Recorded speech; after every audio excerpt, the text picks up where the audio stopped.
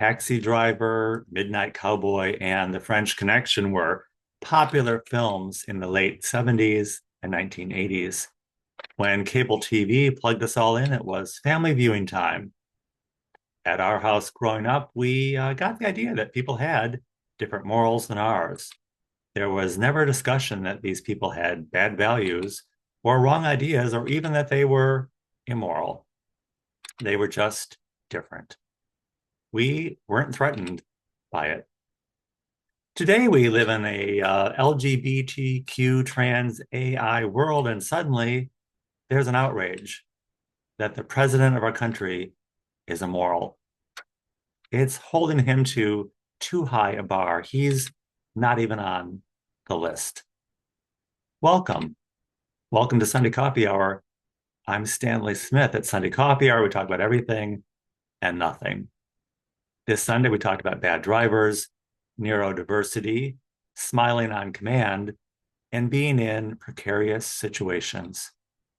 The readings at Washington National Cathedral were from Jeremiah, were like a tree planted by a flowing stream and also like a shrub dying in the desert.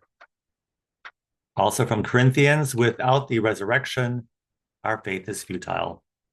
The gospel reading was from St. Luke. It's all about the highest highs and the lowest lows. It's all about who you're talking to. The sermon at Washington National Cathedral was by Senator Raphael Warnock from Georgia. Senator Warnock said, God shows no partiality, and neither should we. Everyone's included, including the poor, the hungry, LGBTQIA, and immigrants. Mr. Warnock said, we've witnessed so many executive orders that counter these beliefs. It's illegal and unconstitutional. We need to pray for federal workers losing their jobs, benefits, and health care. Cutting off aid to foreign countries with cases of Ebola puts us all in danger. An attack on diversity, equity, and inclusion has created a toxic atmosphere in the public sphere. Those who have no vision and offer no leadership practice division instead. All we should care about is God's first executive order to love one another and take that message to the ends of the earth. The gospel is a diversity movement. When we preach it, we become lighter. We're at a moral moment in this country. Diversity, equity, inclusion is offensive to some. Diversity can seem like oppression. It can make us all uncomfortable. God is stretching us with LGBTQIA immigration and transgender. If you're uncomfortable, it's because God is doing something in your life. God is always doing something in our lives, and we're often offended by it. We live out our lives in the presence of the people we despise. We refuse to see the gifts of people in the church house and in the White House. How can President Trump not support DEI when DEI hires built the White House as Black slaves? We need to have a Black History Month so people don't forget the people they don't want to even see in the first place. God believes in DEI. DEI is the Greek word for God. If you're working for the kingdom of God, then you're a DEI hire. We're all DEI hires now. At St. James Cathedral, the sermon was by Chris Griffin. Chris preached about being firmly planted. It's really hard to move when you're firmly planted somewhere, planted by the flowing stream or holding on like a shrub in the middle of the desert. We all want to be firmly planted in the Lord. Everything has its due season, a season of happiness and a season of lament. Many of us are in the cold, dark winter right now, but spring will come again. In Luke's version of the Sermon on the Mount, Jesus comes down to the plain to meet the people where they're planted. Jesus comes down to the people and tells it like it is.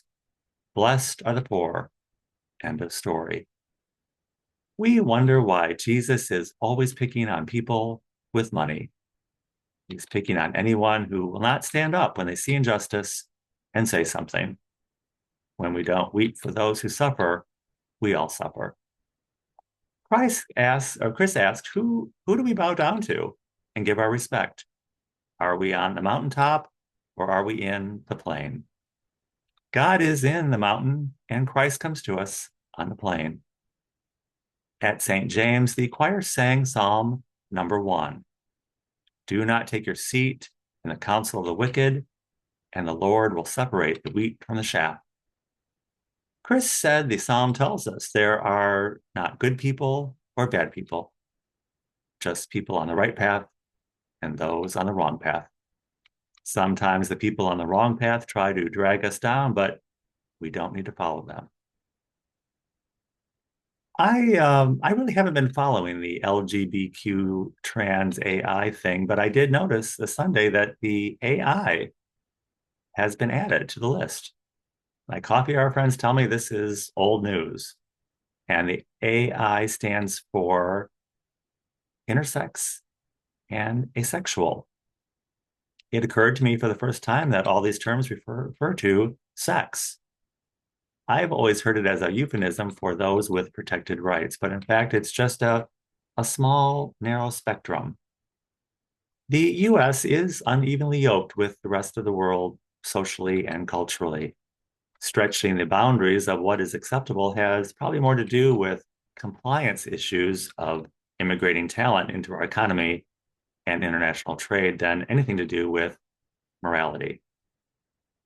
The Bible tells us God is impartial, and the Constitution enshrines fair and equal protection under the law, but somehow sex is a magic word. Oxford professor of alchemy, Chris Scodsden, says that magic was there long before there was religion or science. How is it that people made sense of things in the past? They looked to magic to explain how all things were possible. Science captured alchemy and religion captured magic. In our time, politics has captured religion and science has captured our freedom. Elon Musk said this week that we're all living in a paradigm.